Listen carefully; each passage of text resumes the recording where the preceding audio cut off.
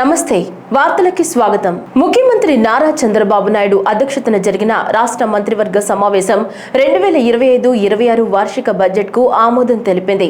అసెంబ్లీలోని ముఖ్యమంత్రి కార్యాలయంలో జరిగిన ఈ సమావేశంలో ఉప ముఖ్యమంత్రి పవన్ కళ్యాణ్ కు ఆర్థిక మంత్రి పయ్యావుల కేశవ్ బడ్జెట్ పత్రాలను ముఖ్యమంత్రికి అందజేశారు. అనంతరం 2025-26 వార్షిక బడ్జెట్ కు రాష్ట్ర మంత్రివర్గం ఆమోదం తెలిపింది.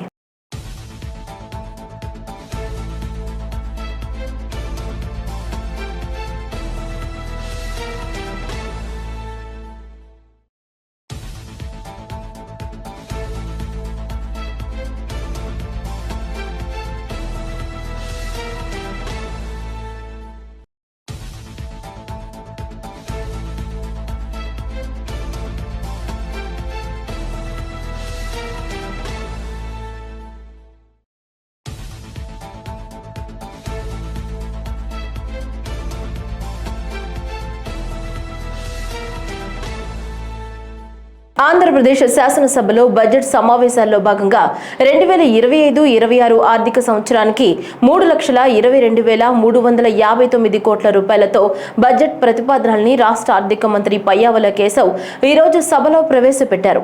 రెవెన్యూ వ్యయం 2,51,162 కోట్ల రూపాయలుగా ఆర్థిక మంత్రి పయ్యావుల కేశవ్ వెల్లడించారు.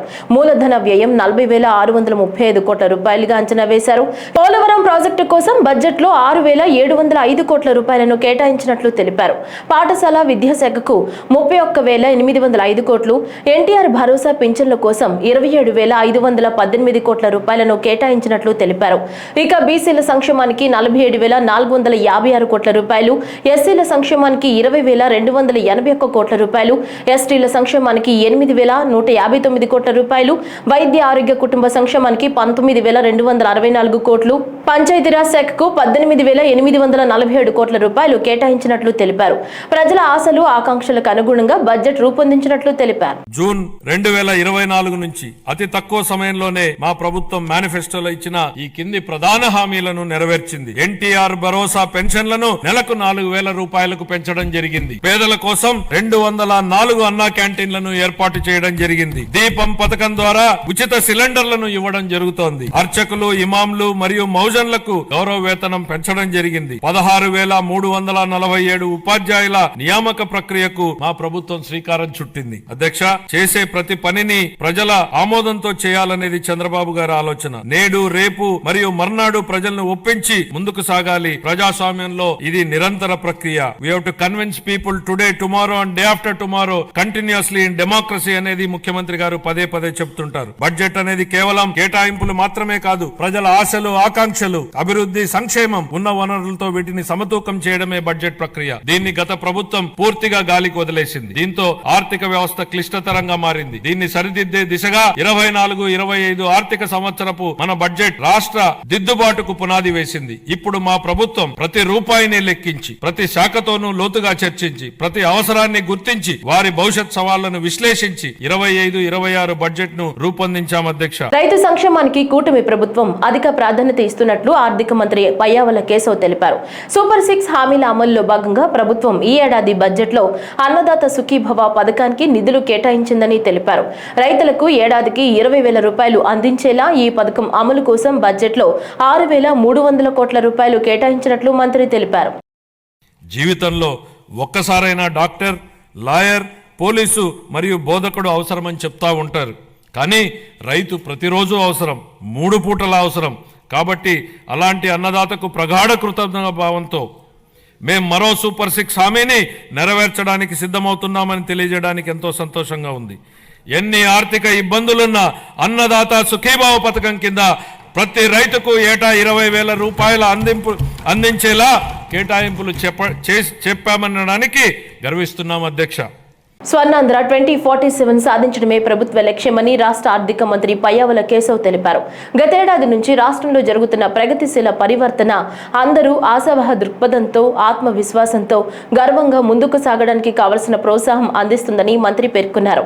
2047తో ఈ రాష్ట్ర ప్రజలకు సేవ చేయడానికి మా ప్రభుత్వం ఈ బడ్జెట్ రూపొందించిందన్నారు. గత పాలకులు జీతాలు కూడా సకాలంలో చెల్లించలేని స్థాయికి రాష్ట్ర ఆర్థిక పరిస్థితిని దిగజార్చారు. రాష్ట్రంలో అన్ని అభివృద్ధి కార్యకలాపాలు నిలిచిపోవడంతో రాష్ట్ర ఆర్థిక వ్యవస్థ కుప్పకూలింది. ఇలాంటి పరిస్థితుల్లో బడ్జెట్ ప్రవేశపెట్టడం క్లిష్టతరమైంది. కౌటిల్యుడు అర్థశాస్త్రంలో చెప్పినట్టు సామాన్యుల సంతోషమే రాజు సంతోషం, వారి సంక్షేమమే ఆయన సంక్షేమం. రాజు తన వ్యక్తిగత ప్రయోజనాలు సంక్షేమం గురించి ఎన్నడూ ఆలోచించకూడదు. ప్రజల ఆనందంలోనే తన ఆనందాన్ని పొందడానికి ఎల్లప్పుడూ ప్రయత్నించాలి. నందరాజ వంశపు దుర్మార్గపు పాలన తర్వాత సుసంపన్నమైన మరియు న్యాయ పాలనను స్థాపించడంలో చంద్రగుప్త మౌర్యుడికి కౌటిల్యుడి మార్గదర్శకం వహించినట్లే గత ప్రభుత్వ పాలనలోని విధ్వంసకర విధానాల తర్వాత గౌరవనీయ ముఖ్యమంత్రి గారు పారదర్శక సంక్షేమం మరియు శాంతి భద్రతలతో కూడిన పాలనతో ప్రగతి పథం వైపు నడిపిస్తున్నారు. మన రాష్ట్ర పునర్నిర్మాణం కోసం ముఖ్యమంత్రి గారు నిరంతరం శ్రమిస్తున్నారు. మన రాష్ట్రంలో లభ్యమవుతున్న మౌలిక సదుపాయాల అవసరాలను బేరీజు వేసి కొత్త ఆర్థిక వృద్ధి అంశాలను గుర్తించి కొత్త విధి విధానాలతో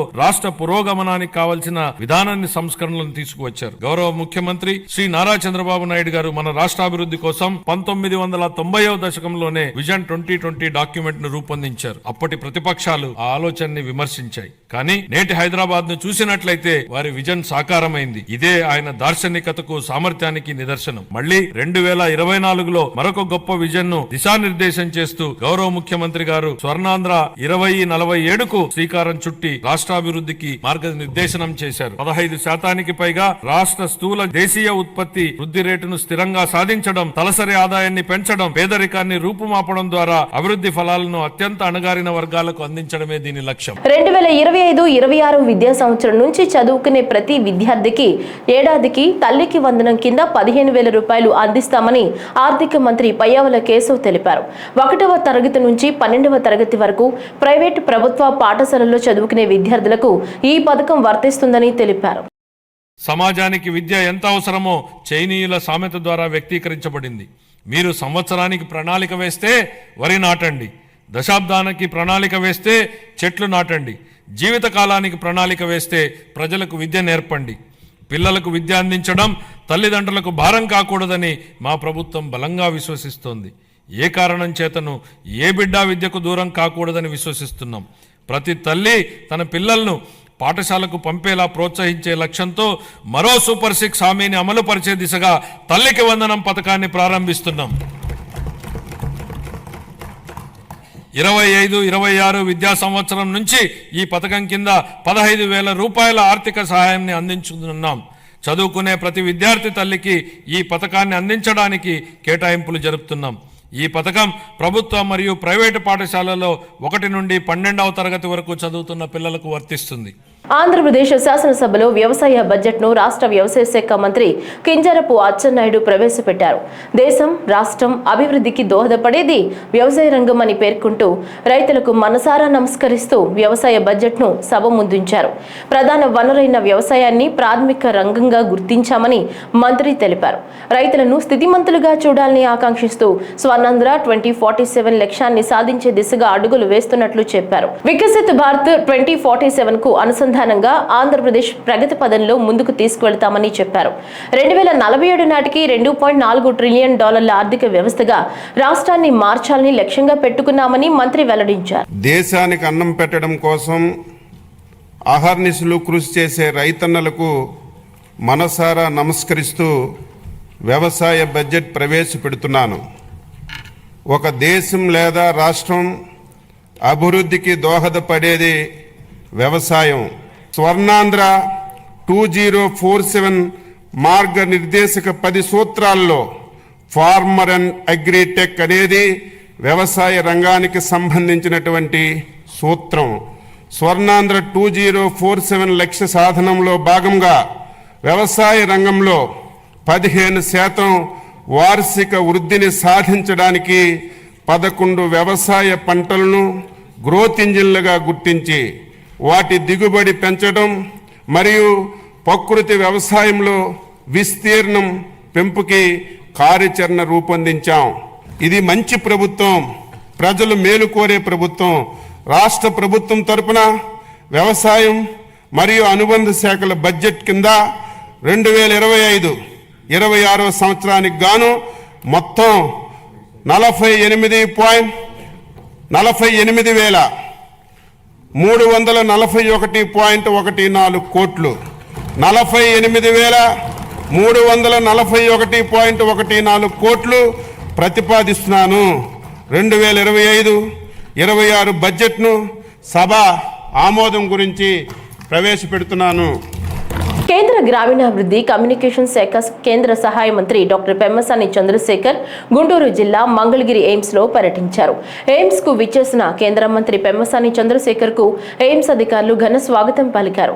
పర్యటనలో భాగంగా ఎయిమ్స్ ఆవరణలో అన్ని విభాగాలను ఆయన పరిశీలించారు. ముందుగా అవుట్ పేషెంట్ విభాగంలోని రోగుల వద్దకు వెళ్లి నేరుగా వారితో మాట్లాడి వైద్య సేవలపై ఆరా తీశారు. అనంతరం అత్యవసర విభాగాన్ని కూడా కేంద్ర మంత్రి పెమ్మసాని చంద్రశేఖర్ పరిశీలించారు.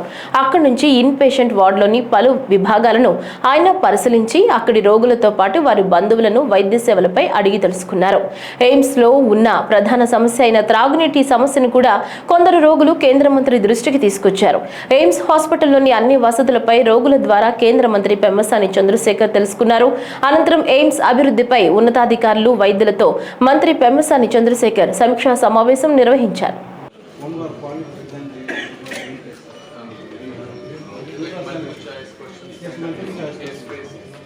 Right now there is no on the ranking. We have to select, sir. For example, South people they will choose all the South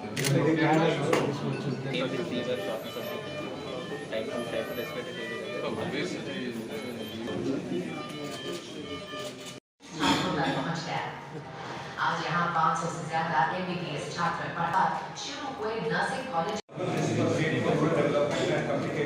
उच्च स्तरीय अत्याधुनिक तकनीक और उपकरण संस्थान में दी जाने वाली सेवाओं की एक मिसाल है, जैसे आधुनिक लैब, अत्याधुनिक जांच उपकरण, modular operation theatre, blood bank, ICU, HDU, robotics, PICU, CT, MRI, PET scan, trauma OT के साथ एम्स मंगलगिरी पूरी तरह कार्यात्मक होने की दिशा में आगे बढ़ रहा है। 24/7 इमरजेंसी इत्यादि सेवाओं के साथ यहाँ सिमुलेशन आधारित प्रशिक्षण भी दिया जाता है। आयुष ब्लॉक की शुरुआत भी की गई है।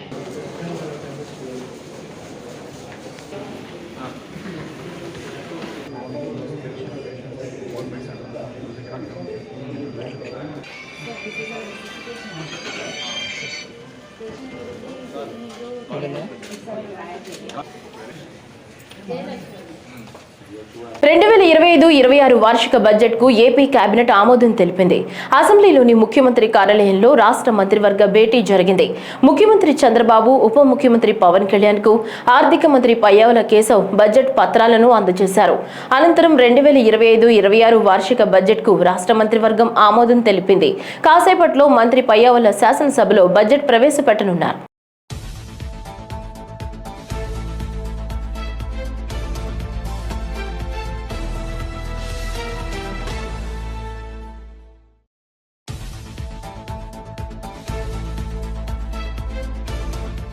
కూటమి ప్రభుత్వం శుక్రవారం ప్రవేశపెట్టిన రాష్ట్ర బడ్జెట్ కేవలం అంకెల గారడిలా ఉందని వైఎస్ఆర్సీపీకి చెందిన శాసన మండలి సభ్యులు ఆగ్రహం వ్యక్తం చేశారు. బడ్జెట్ ప్రవేశపెట్టిన అనంతరం సభ వాయిదా తర్వాత అసెంబ్లీ బయట వైఎస్ఆర్సీపీకి చెందిన ఎమ్మెల్సీలు మీడియాతో మాట్లాడారు. గత ప్రభుత్వాన్ని దూషించడం, సీఎం చంద్రబాబు, ఆయన తనయుడు లోకేష్ లను పొగడ్తలతో ముంచెత్తడానికే బడ్జెట్ ప్రసంగంలో ప్రాధాన్యత ఇచ్చారని వారు మండిపడ్డారు.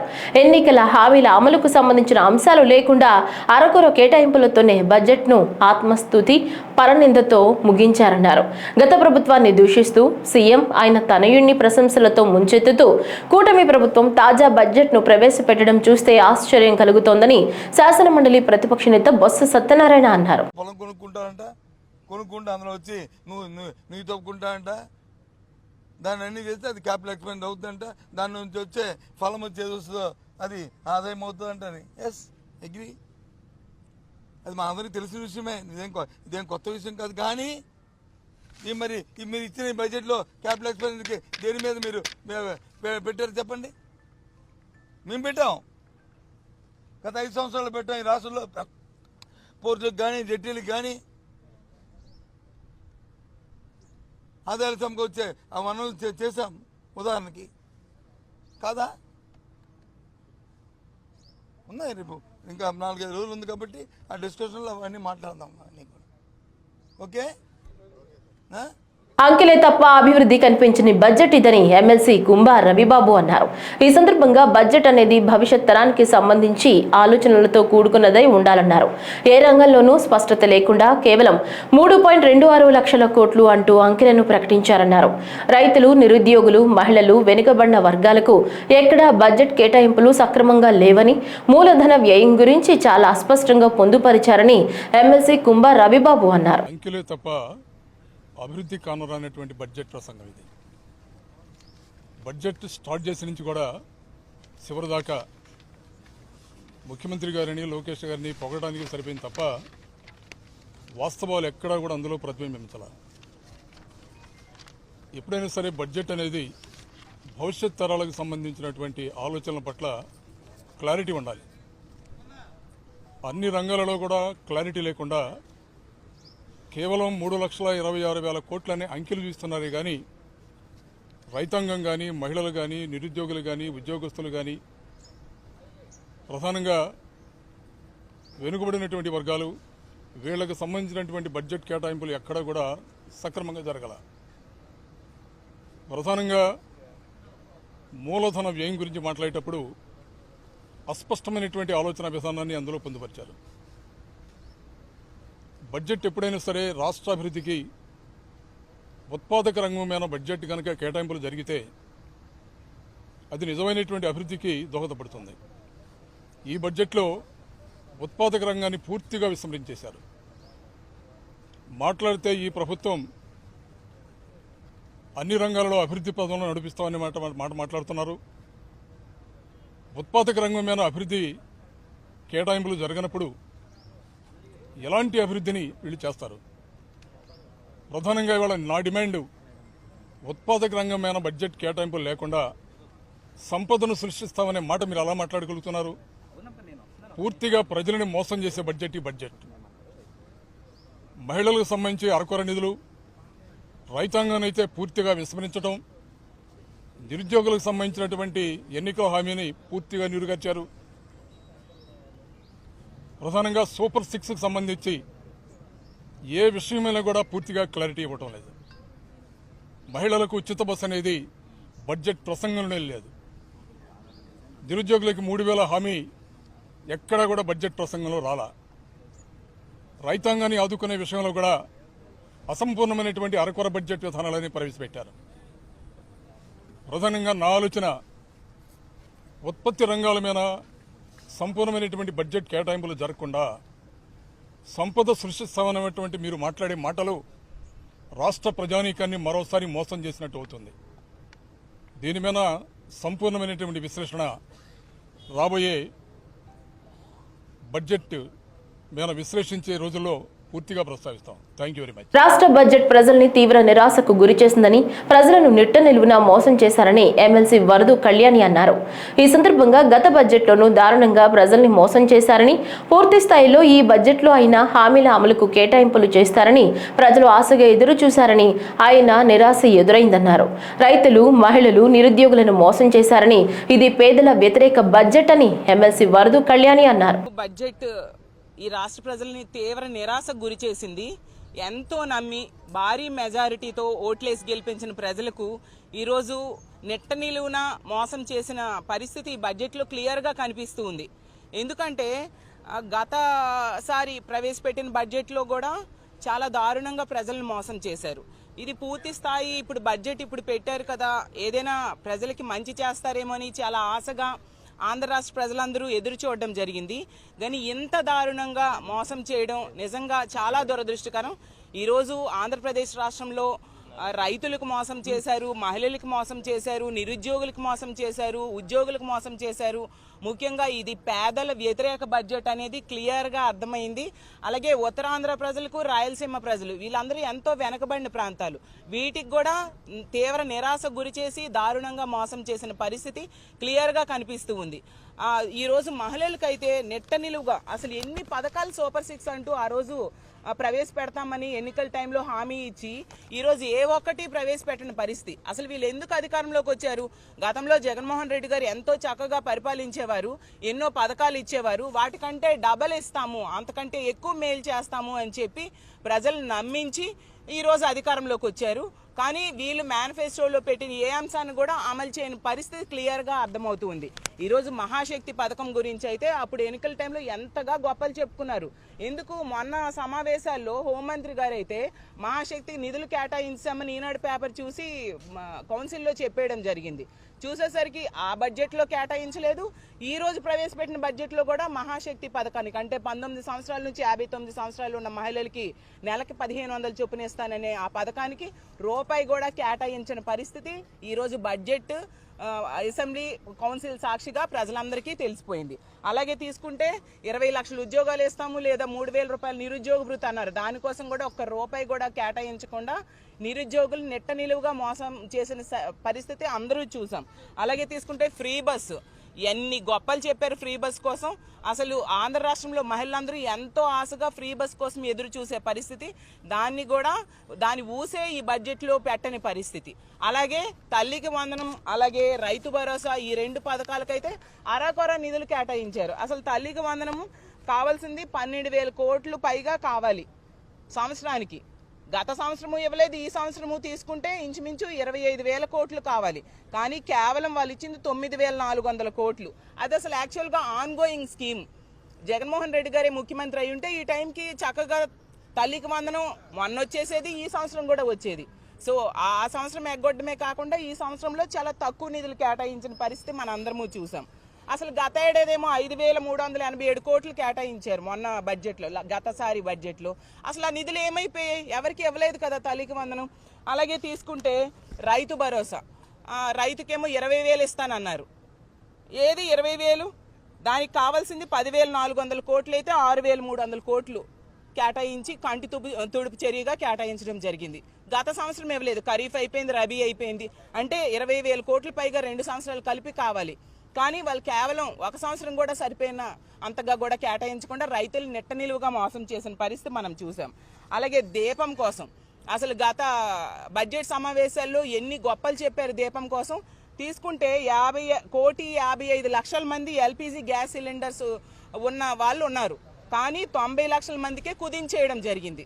అంటే ఎంత దారుణంగా ప్రజలను మోసం చేశారో అర్థం చేసుకోండి. దానికి కూడా 4,000 కోట్లు అవసరమైతే ఈ బడ్జెట్లో 2,601 కోట్లు కేటాయించడం జరిగింది. అంటే దానికి కూడా ఎంత ఘోరంగా ఆ పథకానికి తూట్లు పడవడానికి ప్రయత్నిస్తున్నారో మనం అర్థం చేసుకోవచ్చు. అలాగే సున్నా వడ్డీ తీసుకుంటే 10 లక్షల రూపాయల వరకు సున్నా వడ్డీ ఇస్తామన్నారు. దానికోసం అసలు ప్రస్తావనే లేని పరిస్థితి మనం చూసాము. అలాగే ధరల స్థిరీకరణ నిధి కోసం అసలు 300 కోట్లు ఏంటండి? ఏ కొరన సరిపోతుంది? ధరల స్థిరీకరణ నిధి 5,000 కోట్ల పైగా కావాలి, 300 కోట్లు ఇచ్చారు. అంటే నమ్మించిన ప్రజలకి ఎంత నెట్ట నిలువుగా మోసం చేశారు అనే విషయం మనం క్లియర్గా అర్థం చేసుకోవచ్చు. ఇది నిజంగా అంకెల గారడి అనే విషయం క్లియర్గా ఈ రాష్ట్ర ప్రజలకి ఈ బడ్జెట్ని చూశాక అర్థమైంది.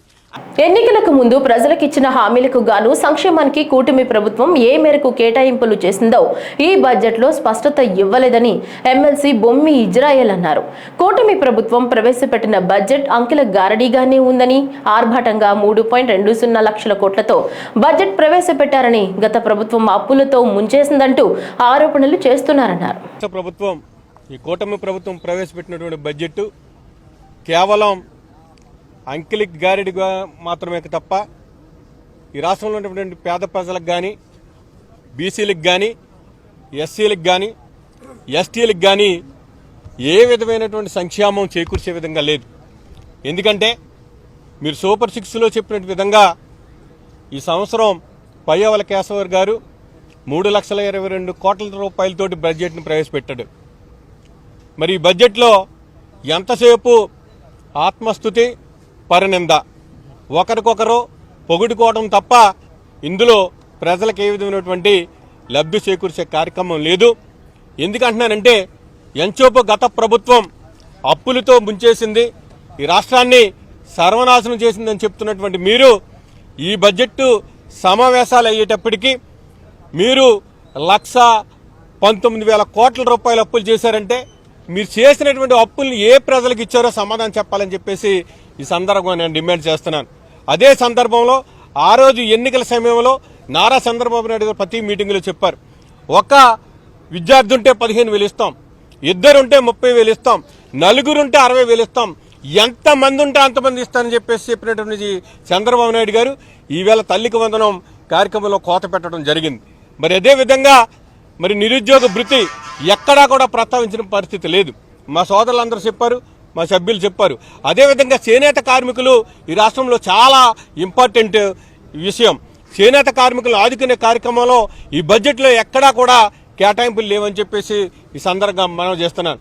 అదే సందర్భంలో గృహ నిర్మాణం మరి పల్లెటూరులోకి వచ్చేటప్పటికి 3 సెంట్లు భూమి ఇస్తానన్నారు, పట్టణాలకు వచ్చేటప్పటికి 2 సెంట్లు భూమి ఇస్తానన్నారు. ఎక్కడా కూడా బడ్జెట్లో కేటాయింపులు లేవని చెప్పేసి సందర్భంగా మనం చేస్తున్నాను. మీరెంతసేపు తండ్రిని కొడుకుని తండ్రిని పొగుడుకోవడం తప్ప ఎక్కడా కూడా బడ్జెట్ లేదు. ఇది బీసీలని మోసం చేసింది, ఎస్సీలని మోసం చేసింది, ఎస్టీలని మోసం చేసింది. ఇన్ని మోసాలు చేస్తూ మా సభ్యులు మేము మండలంలో కానీ లేదా మండలంలో మేము ప్రస్తావించినప్పుడు ఎంతసేపు మా నోరు నొక్కడానికి మరి వారు ప్రయత్నం చేస్తున్నారు తప్ప ఏదైనా అడుగుతుంటే గట్టిగా అడుగుతుంటే వారు రాసుకున్నటువంటి రెడ్ బుక్ రాజ్యాంగం ద్వారాగా మేము కేసులు పెడతాం, మేము అరెస్టులు చేస్తామని చెప్తున్నారు తప్ప మీరు పాలనే పూర్తిగా ఈ సంవత్సర కాలంలో విస్మరించారని చెప్పి సందర్భంగా మనవి చేసుకుంటూ ఈ బడ్జెట్ పూర్తిగా అంకెలి గారిడి తప్ప ప్రజలకు ఒరిగింది ఏమీ లేదని చెప్పి సందర్భంగా తెలియపరుస్తున్నాం. గతేడాది ఎన్నికల సందర్భంగా ఉద్యోగులు నిరుద్యోగులను కూటమి పార్టీలు హామీలతో ఆకట్టుకున్నారని ఎమ్మెల్సీ పర్వతరెడ్డి చంద్రశేఖర్ రెడ్డి అన్నారు. 2019లో జగన్ ఉద్యోగులకు 29% ఐఆర్ ప్రకటించారని, 23% పీఆర్సీని ఇచ్చారని, కూటమి ప్రభుత్వం మంచి ఐఆర్ ఇస్తామని, పీఆర్సీని అమలు చేస్తామని ఎన్నికలకు ముందు హామీ ఇచ్చారన్నారు. ప్రజలు మోసగించబడ్డారన్నది స్పష్టంగా కూడా తెలియజేయడం జరిగింది.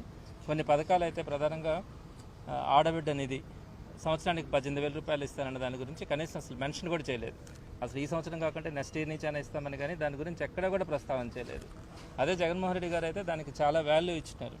అంటే ఇంచుమించుగా 18,500 రూపాయలు సంవత్సరానికి ఇవ్వడం కానీ, వారికి ఉన్నటువంటి డ్వాక్రా లోన్స్ని క్యాన్సిల్ చేయడం కానీ, వీటన్నిటిని కూడా అనేక పథకాలు మహిళల కోసం చేపడితే ఈరోజు కనీసం దాని గురించి ఊసి కూడా లేదు. సో ఇలా మిగిలినటువంటి పథకాలలో కూడా చాలా విపరీతమైనటువంటి కోతలు కూడా విధించినారు. సరే, నేను దాని గురించి ప్రస్తావనకు పోవట్లా. నేను ప్రధానంగా ఏం చెప్తానంటే, మొన్నటి ఎలక్షన్స్లో అంటే వీరు 1 సంవత్సరం క్రితం ఎలక్షన్స్కి వెళ్ళినప్పుడు ప్రధానంగా ఎంప్లాయీస్ని అన్ఎంప్లాయీస్ని బాగా క్యాష్ చేసుకున్నారు.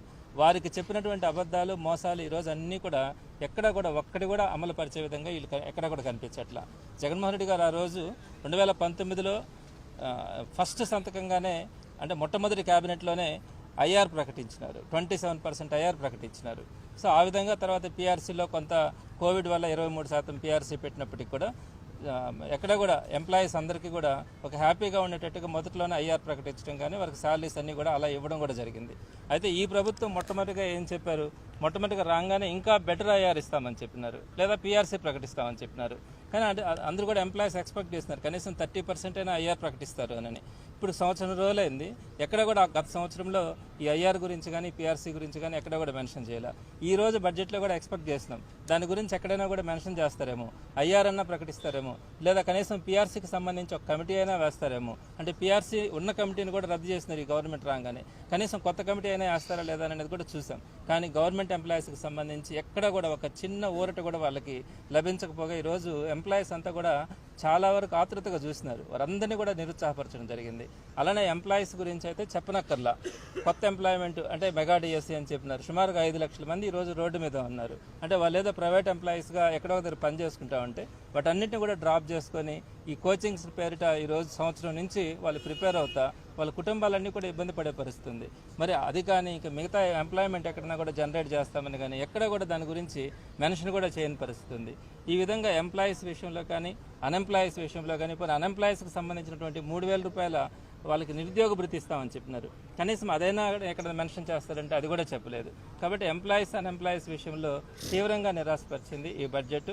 మరి అదేవిధంగా ఎడ్యుకేషన్ డిపార్ట్మెంట్కి సంబంధించి కూడా ఈ ఫీజు రియంబర్స్మెంట్స్ కూడా ఆల్మోస్ట్ అన్ని పెండింగ్స్ ఉన్నాయి. అంటే ఈ గవర్నమెంట్కి రాకముందు 1 సంవత్సరం అంటే ఎప్పుడు కూడా 3 క్వార్టర్లు పెండింగ్ ఉంటాయి. సో వీళ్ళు రాకముందు ఒక 3 క్వార్టర్స్ పెండింగ్ ఉన్నాయి, దాన్ని చూస్తే ₹1 పే చేయాల.